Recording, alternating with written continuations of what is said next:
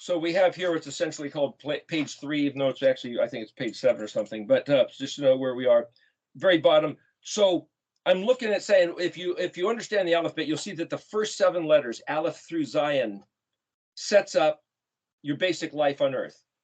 Adam, or Aleph, like Adam, the first Adam, exists as an entity, a self.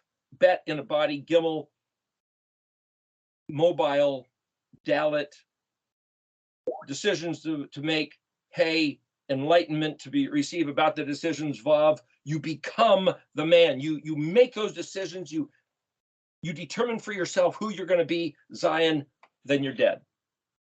Okay, that's Aleph through Zion. But the last Adam opened up this other aspect of life on earth of Het through Zadi, following the same pattern of the 7.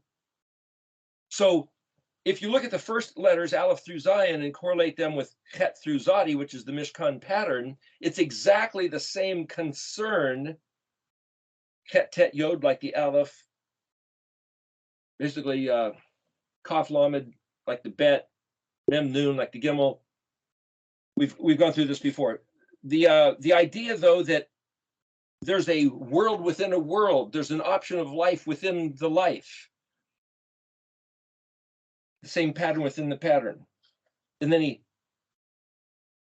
presented that as an option. Whoever believes in me will never die.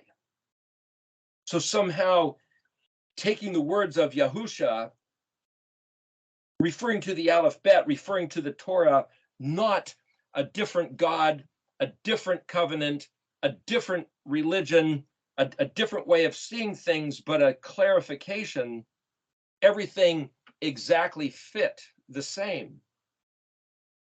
But there's a phrase,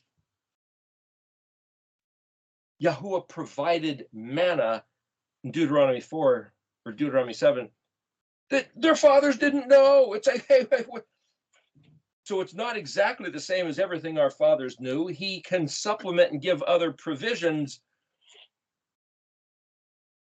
but it's not strange, a different God. It's just, you might say, more, what was the manna? Something to eat. Manna means what, from where, what's this? Mind-blowing. But the same Elohim, the same Brit, the same Devarim, the same words. That's the critical consideration of, are we deceived? Did we believe the lie? Are we intoxicated by untruths, vain, worthless things? Or are we locked on to the one and only real? Page 4, dated May 20th, because that's when I wrote this up. So the Shem of Banu, the meaning of his son, means existing, which is to experience the human condition there, here, as we do, which is to exist in the Bet realm as a Bet creature. So the Aleph zone is the heavens, the whatever's out there that he didn't disclose. Aleph is silent. And then the Bet realm is this cosmos, this body, this place, time and space. If we are to define existence as living in the material world, which is Aleph through Tav, then everything that was made by Elohim, we've talked about this before, that if he says, I will cause to exist, that's the verb He Vav He, then everything within the Bet zone is existing. So people can say, does God exist? Existence is a classification of something in the Bet realm, and if he's from the other side of the Aleph that we don't know, then existence isn't even a word suited to him. So we can't say that he exists. What did he do before he made the world? How far back can you see in eternity? Time is a construct of the Bet realm. Whoever he, even to use the phrase he, is to put him into betness. The Aleph is the silent, unspeakable, unmeasurable, uncomparable. So we can't even use words to describe him. All we can say is, Aleph and the other, beyond the other side of Aleph. We were given words, our brains trapped in the Bet world, Bet zone, Bet realm, nature of being. We talked about a few weeks ago, just to use a Cartesian coordinate, the origin, the 0, 0, 0 point, X, Y, and Z. If everything from that point is the Aleph, not knowing what's on the other side, what if we could just flip the alphabet and call it negative Aleph through negative Tav, and consider a correlation between what's Aleph, what's negative Aleph, what's Bet, what's negative Wet, what's Gimel, what's negative Gimel. And I read backwards through Isaiah in the chapters of the 40s, because it seemed like that's what it was doing. That's subjective analysis. Okay, down at the end of this page, we're talking about what's more. Shem means marked, branded, and stamped. What's his son's name? What's his son's stamp, mark, piercing, getting stabbed in the hands and feet and all around his head with the crown of thorns? To wear the scarf for eternity is a herald. Here I am, Hanani, hey, Nun, Nun, Yod. See, I was that guy. It's interesting when you read the gospel narrative, not trying to prove Christianity, but just be able to see how it fits into the whole story. And then you look at the words for pierced, perforated, wearing this coat from the palms to the ankles, different meanings. It's like once you start studying the Hebrew language, being able to deal with seeing Yahusha, Ayin Dalet, comprehend I'm the door to understanding the meanings of the letters, the ayoning the tav. So until the time, Daniel 12:4, Ayin Dalet hyphen to Ayin Tav. Yes, what? Thought somebody asked a question. Anyway, the word Zayin Aleph Tav is translated this and means to identify. Zayin Hey Hey, Zayin Hey Vav Yod, this, Zayin Vav Hey. Look at this guy that was put to the weapon and pierced. This is the guy. This is the thing to see. It's all in the language. The one referred to by the seventh letter in all 22 letters, the Zayin one of sevenness. Okay, playing into the Aleph-Bet song. Shavah, sevenness, means curse, oath, vow, fulfilled, satisfied, surfeited, sated, to swear, bound by adjuration, being adjured as a jury in a court case. Content, had an excess, like pressed down, shaken together, and overflowing.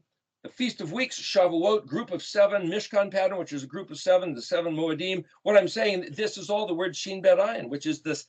So in the song, Aleph-Bet song, the Zion, hey, look, he's the Vav, man, the Zion one of sevenness. I mean, every single word is critical to consider.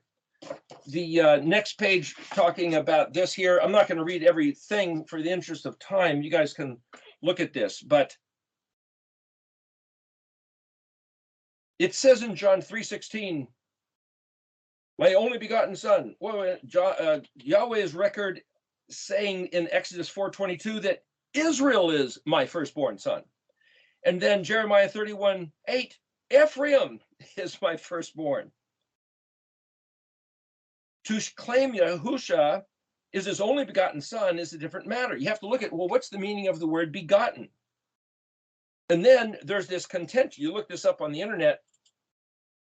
You see the verse that says when Yeshua got baptized by John the Baptist in the Jordan River, as soon as he came out of the water, the voice from heaven says, this is my beloved son, in you I am well pleased. But then that was the translation apparently after 400 AD. Before 400 AD, the translation was this, you're my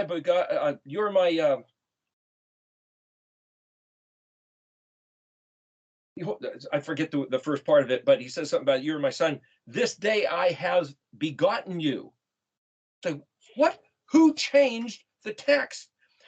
When he got baptized, did the voice say, this day I have begotten you? Or did he say, in you I'm well pleased? Well, then there's this whole contention. If the voice said, I have begotten you this day when he got baptized, what about when he was born? What about before he was born? Was he from eternity, the only begotten of the Father, or not? So you change the translation to say, well, I'm well pleased. But then you look in Hebrew for the word for begotten, and it means well pleased. It's the word bakor or bakar or bakir, bet kaf resh, firstborn, senior, elder, preferred, ripening, birthright, primogenitor, early ripening fig, superior, shuttle, first rains, and a woman bearing her first child. So the translators have messed with the words, is what I'm saying.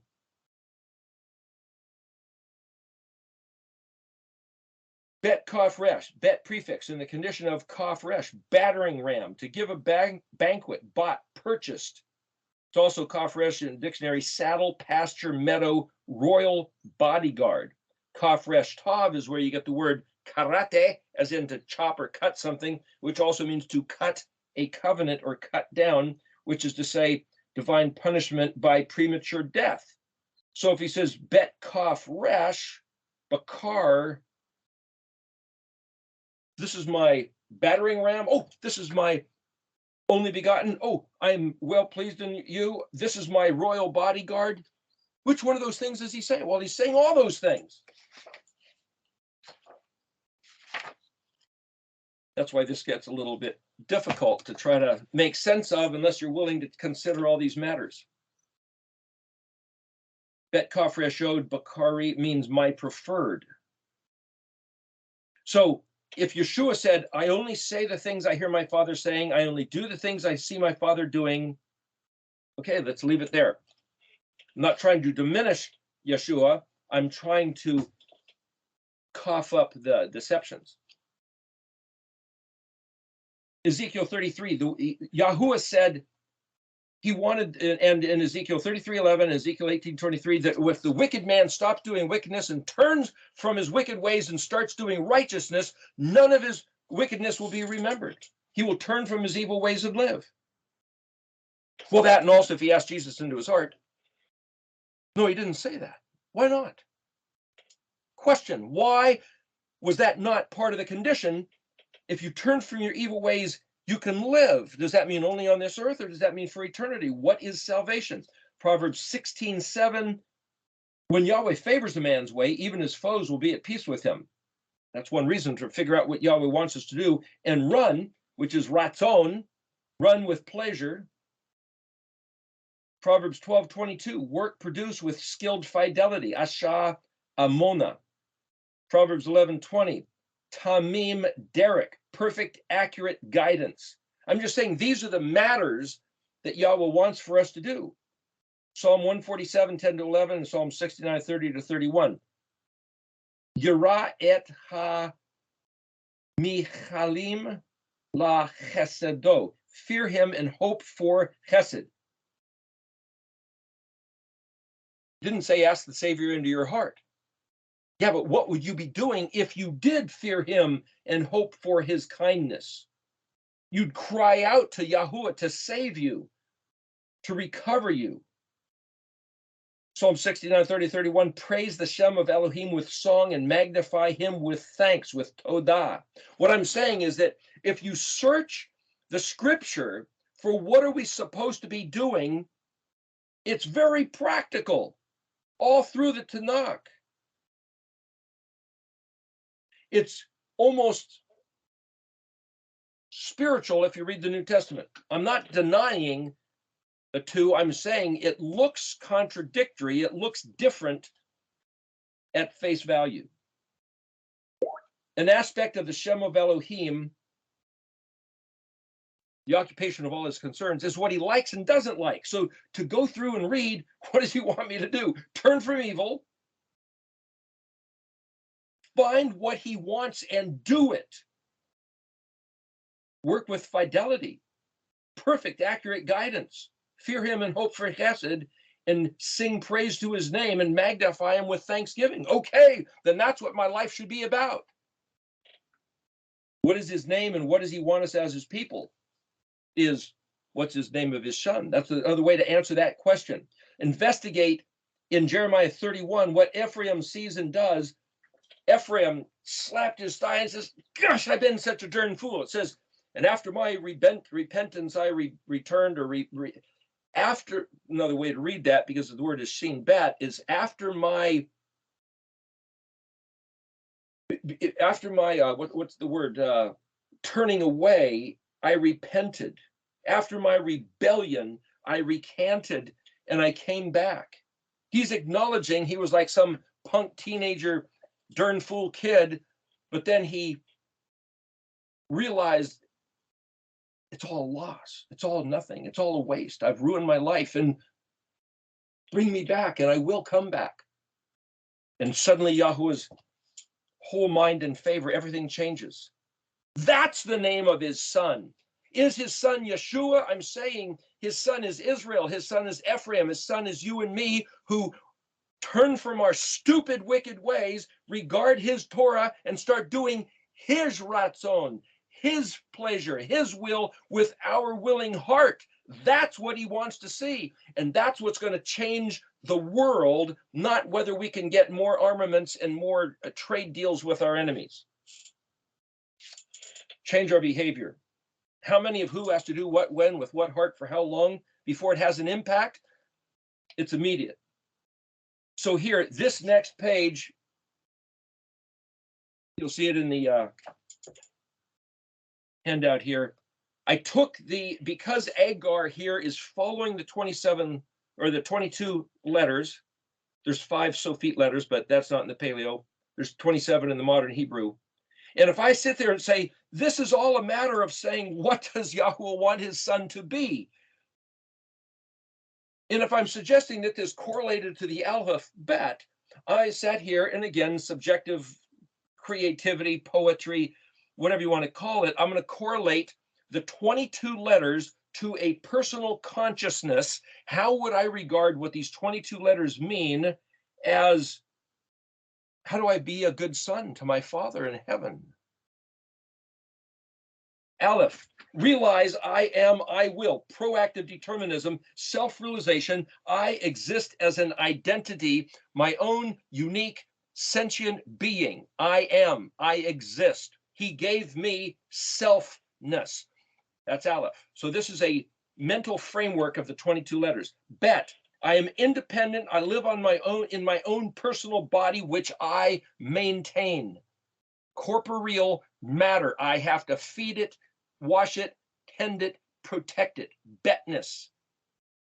Gimel, I journey physically and mentally, or I remain at rest. I am captain of this ship. You can take influence, but it's your determination. Even if you're in jail or prisoner of war, they can confine, but I'm saying you can read these 22 letters. Dalet. Dalet is some kind of choice. By my own decision, I am the entrepreneur of my life. These things are remember the word Shafa HaKadesh, to cure from lunacy, to restore sanity. There's something about this progression of these 22 letters which will restore your mind, cleanse your soul, help you live. Have the responsibility to be aware of the fact that you are the entrepreneur of your own life. Hey, travel guide. Surrounding you is a plethora, an abundance of suggestion and recommendation, and one Torah. There's philosophy, myth, fantasy, entertainment, insanity, and you need to choose who you are. You need to determine who is that Vav within your being that his hand is going to pluck out the moment you take your last breath and die, and carry that you've determined to be, the Vav man, into the eternal other side of the Aleph that we don't know what it is. You become yourself, what you attach to and hold on to, determined to do and be. Zion, which is like the opposite of Vav. Vav is connect, Zion is disconnect or cut off. What you determine to not do and not be. When is enough? When do you say no? You determine for yourself. Yes, that's Vav, and no, that's Zion. But Zion is also distinguished. What you choose, you distinguish and become that glowing. So Zion is also like this halo around the identity. Again, if you know what the letters are, you'll be able to track with this, I believe. Chet. This is now what I talked about a moment ago. Chet through Zadi is the life within the life. Chet, he puts before us this kingdom of Yahuwah, the kingdom of heaven, this other place. Yes, it's a promise for after we die. So if we die at Zion, Chet is beyond. Chet, the eighth letter, like the word that means new beginning. The 8 turned sideways is the infinity symbol in mathematics. But Yeshua said, whoever believes in me will never die. And so this is a life within this life, that we're birthed into this life. I can say I already have eternal life. Just at this moment, I'm in the caterpillar format. I'll be the butterfly format after the Zadi. Kufresh. Chet, I choose life. This is a proactive determination because the Dalet was given to me for choice, and the suggestions of Hay that I have to either grab onto or not. I choose life. I choose Yahuwah to be my Elohim, my volitional free will. And I say that this lines up with the Chet because the blue, purple, red with white linen is Yod He Vav He in my estimation of the big white fence of the Mishkan pattern.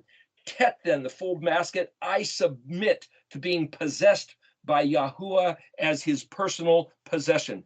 Self-taught, 22 factors to take on as your personal identity that becomes you, the Vav, launching into eternity. To reiterate, Yod, I take upon myself, grabbing hand, the mind that I exist in his strong hand forever. Kaf, I choose to believe that his ways are disclosed to his people, written in his words as the revealed constitution of his kingdom. The Torah instructions are true, reliable, absolute, mandatory, and perceptible. Lamed, I determine for myself to learn his words in the purest, most accurate sense possible and regard them as authoritative, adjusting my course in life accordingly as I comprehend their guidance. On the map, under the Lamed, was the boot with the sail. Seek his desire as we go through the memming. Mem, in my innermost heart, I cherish his words.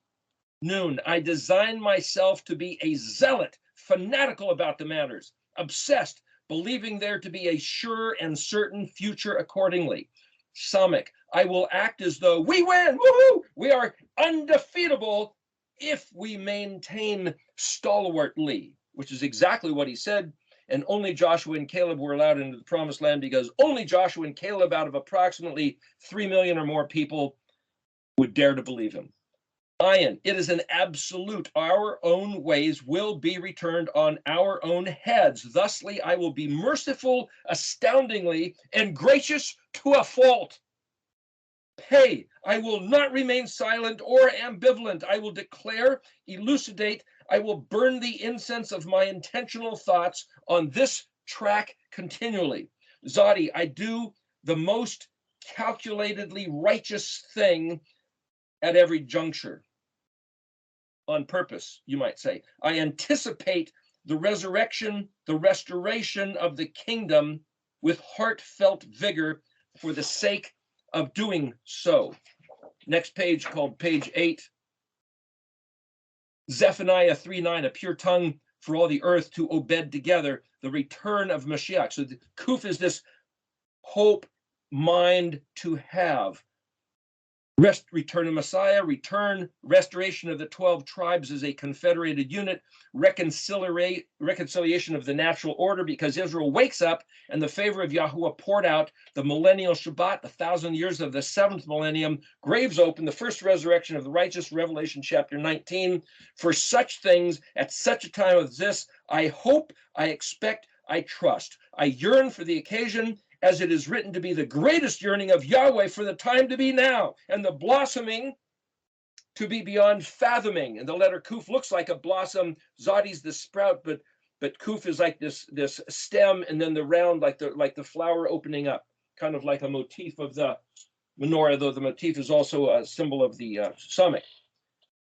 Resh, I will conduct my heart and soul to be fit and worthy of the prestige acting accordingly as befitting the high calling, and refuse to take upon myself the crippling or burden of shame and guilt for doing and being who and what Yahuwah has called me to be.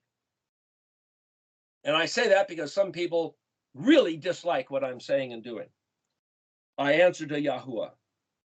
Shin, I accept the forgiveness and pardon of Yahuwah for all my failing and inadequacy, to be consumed by his fire. Shin, and I remember no more by either he or I. I voluntarily forgive others with the equitable fervor, with desire to operate his ways, with his zeal for his solution, to flourish accordingly as it is implemented overwhelmingly.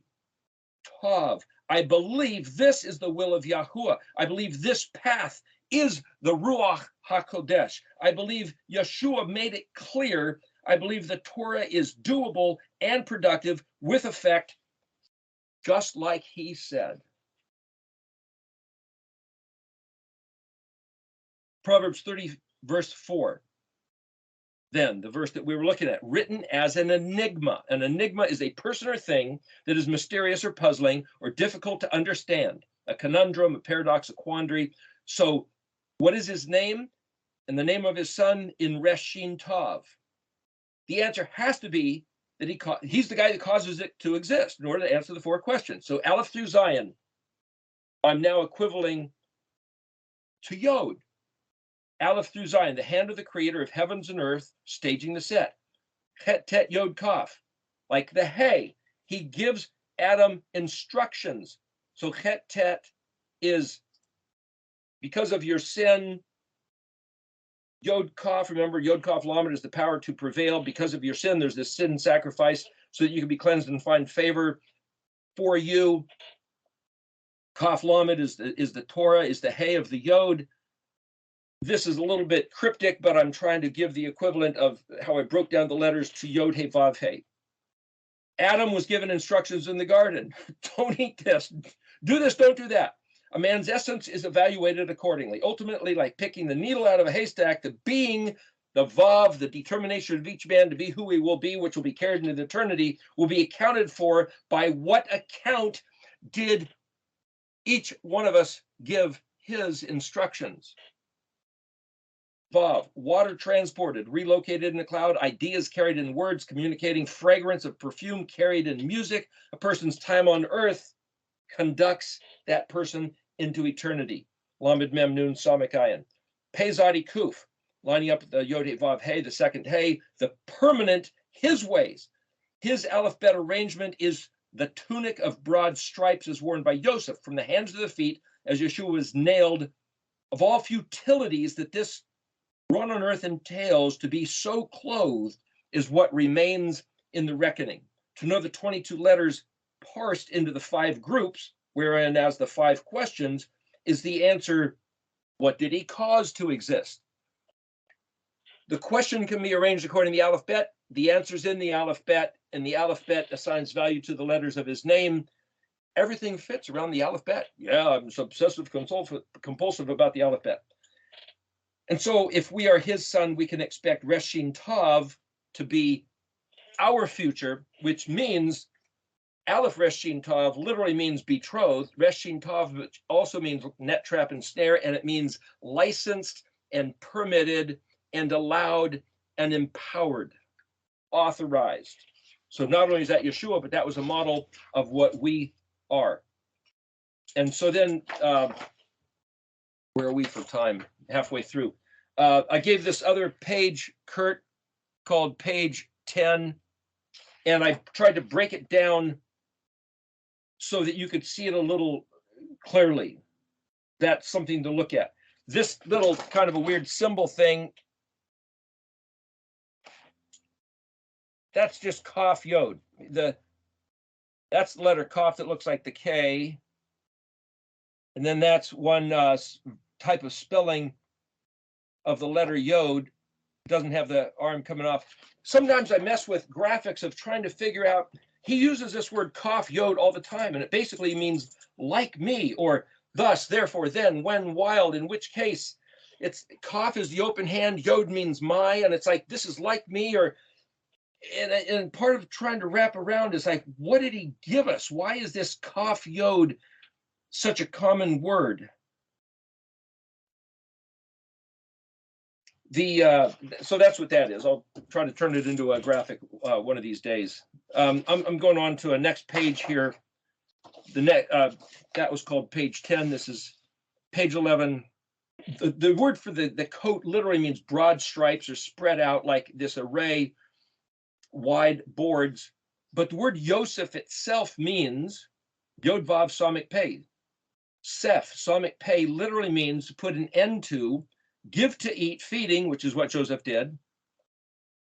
Hidden, Samik Pei with a noon suffix, hidden, honor, esteem, like a boat with a deck or a shoe that has a covering and not an open sandal. It means he will accumulate. It's a word for threshold, goblet, basin, and absorb. So Yom Suf is where you get the word sofa, suck up like soup, same word.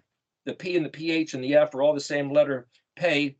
So for people who don't know, Joseph, he had that cup, his goblet that he's put in Benjamin's grain sack, and it's like, why do you have a cup? Oh, it's a secret goblet. Because his name Joseph meant goblet. He was holding on to his Hebrew identity, though he was referred to as Zaphnath Paneach.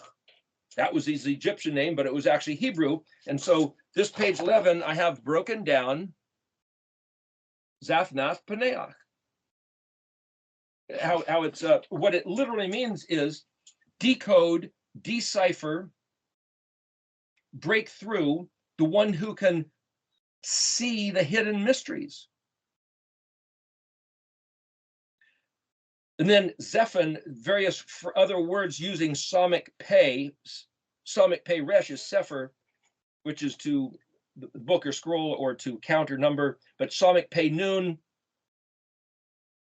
mystery, sailor, covered hold of a ship, esteem, value, honored, shipping, sailing, navigation, which is also a synonym with Hey Gimel Hey Haggah, which is spelling words. To stand on the threshold, add, increase, continue, swordsman, Sif, Dr. Sif of the video we did called Butcher Boy, the Butcher. Not in Air 7, I believe is where that is. It also means final, where you get the word Sofit letters, and it also, Sufa is storm or tempest. So self-contained within the alphabet is the answer within each question, is the answer to each question. I'm still talking here about the, what I have here. That was page 11. I think that was the last page. Well, I'll tell you what, so you guys can have some time to talk about stuff if you want. I think that was the last page. Why don't I go ahead and open it up to you? Oh, well, let me just say one thing. This idea of ayin noon, you'll see that written in different words. Ayin noon hey means to fast, which is where you only have you eat of your own provisions. Ayin noon is self-contained. So I'm suggesting that the aleph bet itself is ayin noon. And it also means to be humbled, afflicted, reply, answer, respond. It's to make it your burden and your occupation. So I know I'm trying to go fast here, throwing about a bunch of words out, but I thought this thing in verse 4 of Proverbs 30, it was just really interesting that the same week, the same day that I'm dealing with my mother's death and contemplations of our own individual personal existence, it's exactly what these four things are talking about. And so if anybody were to say, where in the Old Testament does it talk about what happens when you die? Proverbs 30, verse 4, correlated to the alphabet. What's his name? If you don't know his name, you won't get it. And his name's written in the Hebrew letters. Okay, anyway, opening it up to you. Kurt, do you have a bug on your shoulder? Is that bird staring at something? It's a bird. The way you were sitting, it looks like the bird was staring at your shoulder. I was just kidding around. I was just trying to burn time while people were thinking. What is that? Bird in the hand and something in a bush. Oh, my brain hurts. So I have a nagging question, and I just Okay, so I apologize that this feels like too many words too fast. No. Hello, and but you know, I'm trying to talk fast so that this stuff can be on record, so that we can. Kurt's got to get going, and people can listen to it a few times and look at the handouts. And I apologize for disturbance of too many words. But a couple years ago, when I started doing this, I didn't know if the world was going to end this long or if I was going to end this long. There's been many threats of, with COVID, a lot of people aren't here that used to be. And I keep thinking, boy, the sooner this stuff gets out, the sooner it might have one sentence or one word of goodness, of benefit for somebody. I found some stuff, I'll tell you, in Deuteronomy that I look forward to talking about next week. It plays into the same stuff. And I've never seen it before. And it's like, gosh, I couldn't see it if I didn't do this. But I saw some stuff in Deuteronomy that says this is what we're supposed to be doing right now, and that this is going to break the whole thing open. This type of study with these very words is what was prophesied to happen at the turnaround of Yahweh's favor. It's astounding to see. But unfortunately, it takes this process to get there. It's like you got to climb, you got to climb Mount Whitney and get to the top before you can see the view from Mount Whitney. So I got a question then. Yeah. And it just keeps ringing and ringing and ringing in my brain. I can't really seem to square it away. So the saying, what's his name and what's his son's name? And you know how they say you see a face in something, like the face on the surface of Mars or whatever, because it's, I don't know, there's a name for that.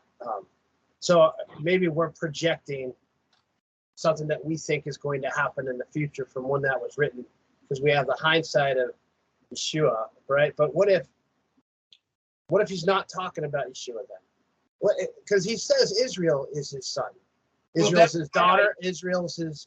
I know that's what you're saying, but where does it say? Why does it say?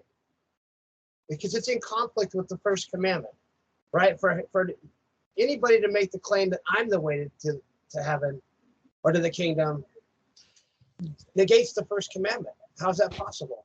Okay, so the question is, and this is a really significant thing you bring up. When Yeshua said, "I am the way, nobody gets into my Father's house except through me." Now, if we say, is he talking about him, the human, that man? Well, maybe. Is he talking about, hey, I'm your God? Oh, well, I'm your God. Nobody gets into the house of my Father, your God, except through me, your God. Well, that makes it sound like there's two or three gods, which is the problem that the Islamic and the Jewish have with that concept. But now, I'm just saying, it's just reasoning, thinking, if we look at John 1:1, and you say, well, there's this word that was, I'm going to say, invented, not created, right? Determined to exist, determined to be, this word that Yahuwah, our Elohim, projected from himself, representational of himself. And that word by which he created the whole universe then becomes a human being. Oh, that guy. Well, if that word is this Hebrew alphabet, and I'm not just trying to say, oh, is the alphabet my God? No, I'm not saying it's my God. Well, but John 1 says it is with Elohim and is Elohim. And if it is the alphabet, I might say, see, we get trapped in English words. I was talking to this one fellow, Angelo, and he was saying that if you look in Greek for John 1:1, there's a whole different way to read that this word is him and with him. And it's like, okay, when you put it into English words, we're subject to English meaning. If you put it into Greek or Latin or some other language or Hebrew, so the language that you're reading it makes a difference. And Angelo has a very interesting way to express what that perspective is in the Greek. I'd have to take it at his own words, so rather than try to put my understanding of his words. We'll try to do that. But what I'm saying is, if I say this alphabet, which represents everything he said and everything he chose to reveal about who he is the door to my Father's house, is that not so? Sure. Now, if Yeshua aptly and completely, perfectly Tav Mem is the human incarnation of all these letters, and everything he said and did was only what these things are saying in their purest form. Is that not the entrance to his Father's house?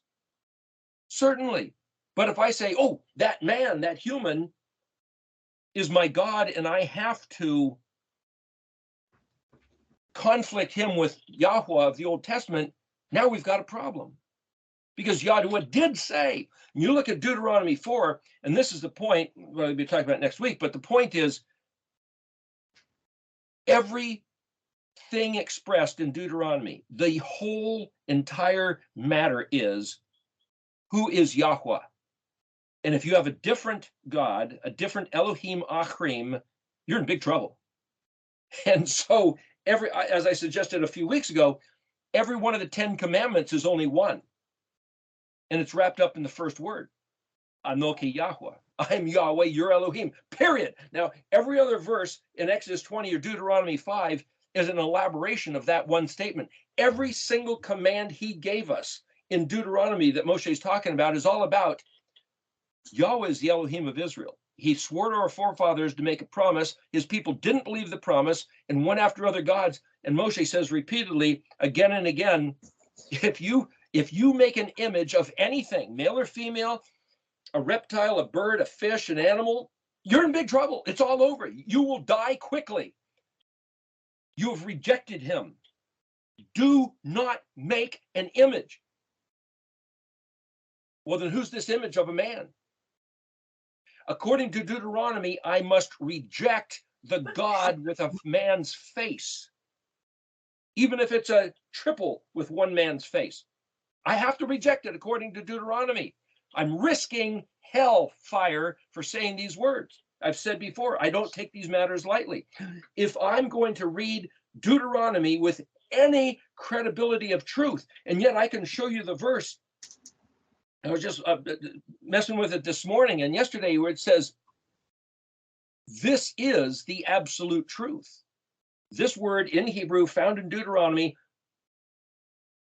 this is the absolute truth. Are we looking for what? If you go for some esoteric doctrines handed down by apostles and bishops and popes and priests and professors, and if it varies at all, not the truth. And this, by these words, we must be assured that this is the truth. And so if I say, Yahuwah is my Elohim, and somebody says, no, Jesus Christ is my Elohim, they moved, he didn't. What do they mean by that? That man? I believe he came from heaven to earth. I believe he was crucified, buried, dead, rose 3 days and 3 nights later, ascended, and he's coming back. That's in the story. Is he God? That wraps your head into a doctrine. Deuteronomy and every other place in the Old Testament, Isaiah, check it out, Jeremiah, Yahweh is the Elohim of Israel. Yahweh Elohi. Yahweh is my Elohim, period. Beside him is no other. Well, then what do? They get around it. Anybody else who wants to regard Yeshua by saying, oh, he's the same as the Father. Yeshua and the Father are one. The Father and the Son are the same. What did he say? What is the word son? What does it mean? Can I say Jesus Christ is my God? Yeshua is my God? That's a personal struggle. How's that? I don't see any difference between that and Buddhism. Or Confucianism, or any other human being that you want to deify. It's the same thing. Okay, right? Can you explain that a little bit more? Okay, so people who practice Buddhism listen and do what this guy Buddha did, which, you know the name Siddhartha. That's Herman Hesse wrote this book a long time ago. We all had to read it. Well, I don't know if we all did. I had to read it in high school. I had to read it in high school. Yep, Siddhartha. Yeah, so I mean that explains his life, and so the story about Jesus Christ, he's a man, and then how do you get to become a better man? By doing what he said to do. But how's it any different than Buddhism? Becoming a better man to elevate, you know what I mean? But I see like, I'm just thinking about this a lot. Like, what's the difference between all those other Elohim and the Elohim of Israel? And the Elohim of Israel is an Elohim of life. life. The other ones are death. Even Jesus Christ, people buy the cross, right? It's the symbol of his death, right? So it's just another, this culture and humanity, as soon as we were kicked out of the garden, as soon as we ate that from that tree, we put on the cloak of death. And we've been worshiping that ever since, man. It's time to flip the script on that and start worshiping the Elohim of life, the author of life, the one that only knows life. It's Yahuwah. There's no other way for me to, I've been struggling with this for months, and I can't get my brain around it other than what is the difference? The difference is life. He says, choose life. Sorry. No. I just want to say, because we're starting to run out of time here, if anybody else wanted to say something, but I'm just trying to say, better that we ask this question. What you are asking is what Agar was saying right there. 2 things I ask of you, please, Yahuwah, before I die. Am I intoxicated? Unknowingly believing? Am I believing a deception? Did I take on vanity, worthless nothingness? I only want the truth. I want my time on this planet to be of value, worth something, so that which I have attached myself to, when you pluck it out and carry it into eternity, it's only your Aleph Tav. I'm going to share something with the group that happened to you. I don't know how much I can edit it out or whatever, but your mother is there on her deathbed wanting you to denounce everything you've taught and declare Jesus Christ as your Lord and Savior. And you wouldn't do it. And then your sister gives you a hard time because you wouldn't do it, because you just want to placate your mom. But you fear your father so much that it doesn't matter what my dying mom says. I can't do it, Mom. Because my Elohim says the first commandment, I am your Elohim. I brought you out of slavery. I brought you out of the bondage. I did. Got a problem then if it's going to be the J word. Anyway, I'll get off this is a dire, serious, absolutely critical consideration. This is big stuff. Anyway, does anybody else want to say anything before we're out of time? Stand on the line for Elohim, and you lose your family. And this is just how it is. It sounds so crazy and so out there and so against the normal run of what everybody else accepts, that you end up being an outcast. And it's very sad. I'm very, very sad to hear that, Eric. Very sad. Once you know a thing, can you not know it?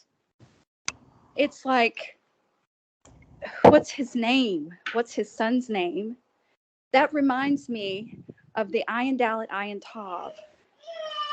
That just speaks to me greatly of the Ayin Dalet Ayin Tav. Do you know? And he gives us his words, but it's his words and his actions.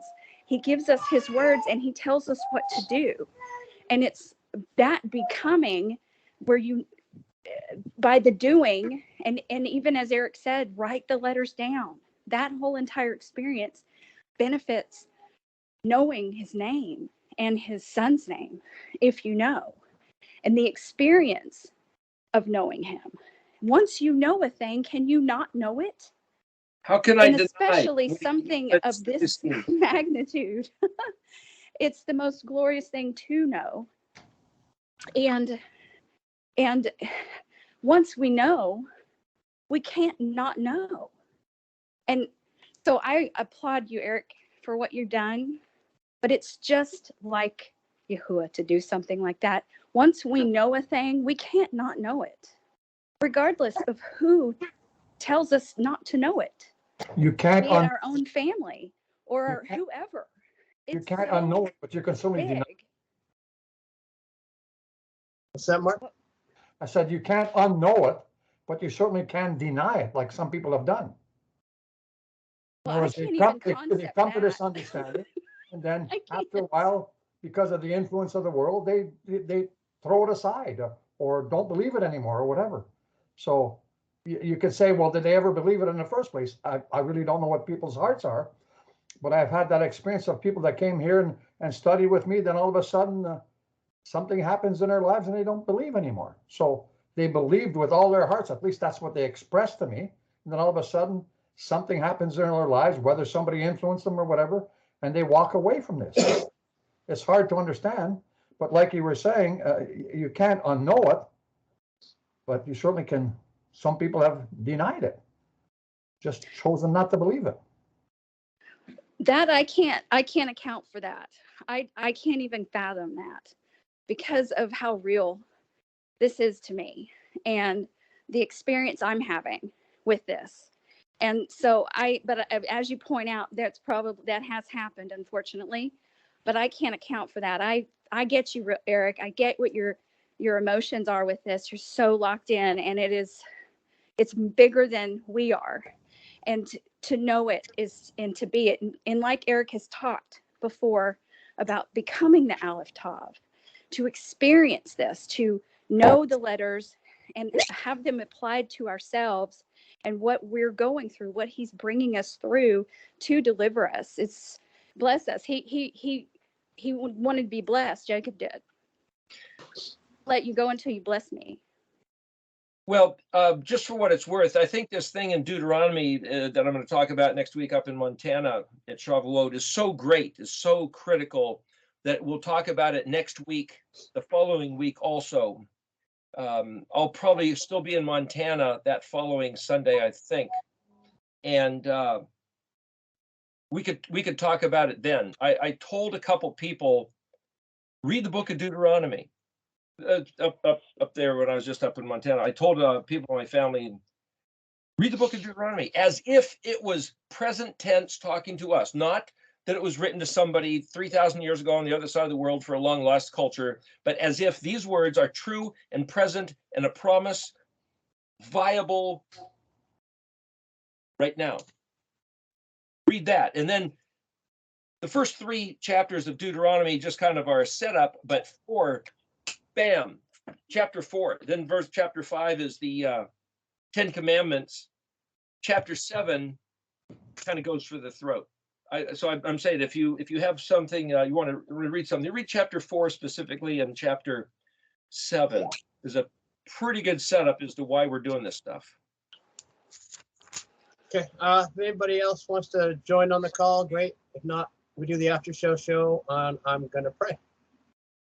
Anybody else real quick? Last chance. Last chance to be recorded anyway. You can talk afterwards. Father, thank you for the opportunity to learn eschatology. As we wrestle with your word, I just want to know your name, want to do things correctly. Father, that you touch us and then change our name to Israel as well. All of Israel. We are Israel. We are your son, Father. You are our Elohim. We love you, and we only want to do your things the way you want us to do them. In Yahuwah's name I pray. Amen. Amen. Hallelujah. Shalom, guys.